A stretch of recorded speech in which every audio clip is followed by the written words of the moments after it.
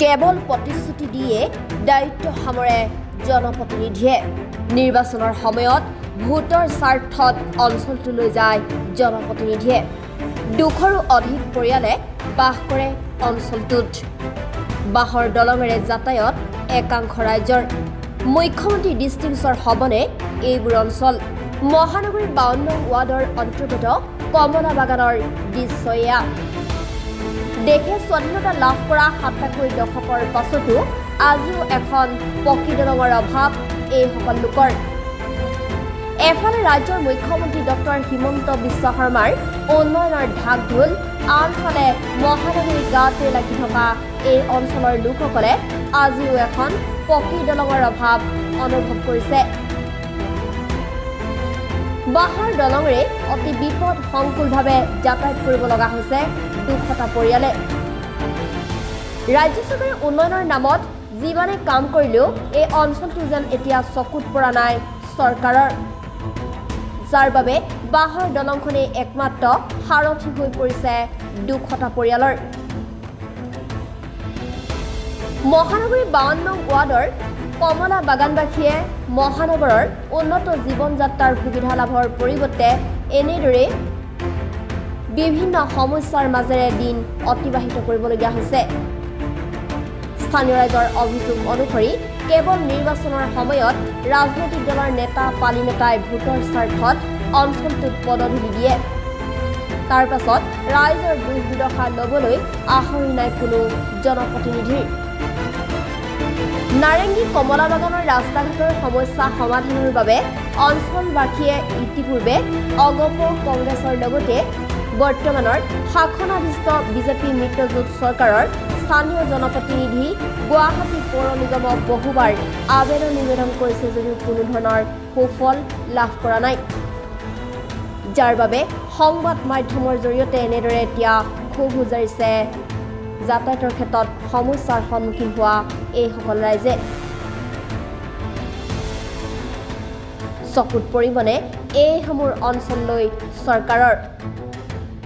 সমাগত বিধানসভা নিৰ্বাচন 2024 আজিও এনেদৰেই বহু মহানগৰবাসীয়ে এখন দলঙৰ বাবে অভাৱ অনুভৱ কৰিছে। এয়া চৰকাৰৰ অনুৰোধ যিহেতু ৰাস্তাটো আমাৰ ভাল কৰি দিয়ক। যিহেতু সৰু ল'ৰা ছোৱালীৰ প্ৰব্লেম হয়, বয়সস্থ মানুহৰ যাৰ কাৰণে প্ৰব্লেম হয়। পানী যিহেতু এই তলৰ কুঁৱাৰ পৰা পানী লৈ আহিব লাগে ওপৰত গ'লে, এনেকে বয়সস্থ মানুহৰ বহুত প্ৰব্লেম হয়। চবৰে ঘৰত প্ৰব্লেম আছে এনেকুৱা। সেই ৰাস্তা ঘাটৰ কাৰণে অহা যোৱাৰ দিগদাৰ হয়, বেমাৰ হ'লে নিয়াৰ কাৰণে প্ৰব্লেম হয়, এনেকুৱা আৰু এয়া অনুৰোধ আৰু জনাইছে। অসুবিধা বুলি ক'ব লাগিলে এইটো যথেষ্ট অসুবিধা আমাৰ। আপোনালোকে দলংখন দেখিছে, দলংখনটোৰ মানে যিটো পৰিৱেশ, মানে ল'ৰা ছোৱালীয়ে স্কুলত আহিব নোৱাৰি ফাৰ্ষ্ট কথা, আৰু যদি বয়সস্থ মানুহ এজন অসুস্থ হয় তেওঁ হঠাৎ হয়তো মৰিব লাগিব, দলংখনেৰে যাব নোৱাৰে। সেইকাৰণে সমস্যাবিলাক ইমানে বাঢ়ি গৈছে দিনক দিনে, মানে ইয়াৰ ৰাস্তা বিচাৰি পোৱা নাই আমি। তো চৰকাৰক এটাই অনুৰোধ জনাওঁ, যদি তেওঁলোকে একো কৰিব নোৱাৰে, প্ৰত্যেকৰে ঘৰত একোজনকৈ চৰকাৰী চাকৰি এজনকৈ মানে লোকক এজনক চৰকাৰী চাকৰি এটা দিয়ক, আমি আমাৰ সমস্যাবোৰ নিজে সমাধান কৰিম। মই সেইখিনিয়ে ক'ব বিচাৰিছোঁ। আমি এইখিনিয়ে ক'ব বিচাৰিছোঁ যে চৰকাৰৰ ওচৰত বিনম্ৰতাৰে অনুৰোধ কৰিব বিচাৰিছোঁ। আমি যিহেতু বাৰে বাৰে আপোনালোকক আবেদন কৰিছোঁ, নিবেদন কৰিছোঁ, বহুত গৈ আপোনালোকক মানে চেষ্টাও কৰিছোঁ যে আমাক এনেকুৱা দিয়ক তেনেকুৱা দিয়ক, কিন্তু আপোনালোকে কোনোদিন গুৰুত্ব সহকাৰে দিয়া নাই। অন্ততঃ আপোনালোকক আজি এই মিডিয়াৰ যোগেদি এটাই আহ্বান জনাব বিচাৰোঁ যে অন্ততঃ আপোনালোকে দুখীয়া ৰাইজ বুলি আপোনালোকে অলপমান গুৰুত্ব দিয়ে। নাই, অতুল বৰা অহা নাই, কাৰণ অতুল বৰা ওচৰত গ'লেও আমি গৈছিলোঁ আৰু আমি ইঞ্জিনিয়াৰৰ আমাৰ আবেদন কৰি আল্টিমেটলি গোটেইখিনি হোৱাৰ পিছত তেখেতক আমি কৈছিলোঁ আৰু ইঞ্জিনিয়াৰলৈ লৈছোঁ। ইঞ্জিনিয়াৰে কৈছে যে অতুল বৰা ছাৰে যদি তেখেতে এলটমেণ্ট দিয়ে লগে লগে আপোনাৰ কামটো হৈ যাব, তেনেকৈ কৈছিল। কিন্তু আমি ছেক্ৰেটাৰী প্ৰেচিডেণ্ট হৈ গৈছিলোঁ, যোৱাতে তেখেতে কৈছে যে এইটো কেনেকৈ হ'ল, মই নাজানাকৈ এই ৰাস্তাটো কেনেকৈ হ'ল, এই প্ৰশ্নটো কৰিছিল।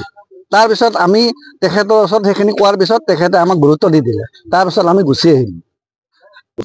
নিৰ্বাচনৰ সময়ত এপাক হ'লেও আহে, ভোট বিচাৰিলে এবাৰ হ'লেও আহে আহে কাউন্সিলাৰে চাই কিনে গৈছে কিন্তু কাউন্সিলাৰে কৈ গৈছে যে তেখেতে যেতিয়া ইলেকশ্যন আগতো আহিছিল আগত আহি তেখেতে কৈ গৈছিল যে এইখিনি অন্ততঃ এইখিনি ৰাস্তাটো আৰু এই দলংখনৰ সমস্যাটো সমাধান কৰি দিম বুলি কৈছে তেখেতে কিন্তু তাৰ পিছত তেখেতক এতিয়া লগ নাপায় আজি ধৰক 3 বছৰ মানে হ'ল আহিছে 3 বছৰ ভিতৰতো আহিছে কিন্তু আহি মানে বেলেগ কাৰণত আহিছে বা তেখেতে কিবা কি কাৰণ আছে নাজানো কিন্তু আমাৰ এইটোৰ ক্ষেত্ৰত বা এই ৰাস্তাটোৰ ক্ষেত্ৰত তেখেতে কিন্তু বেছি গুৰুত্ব দিয়ে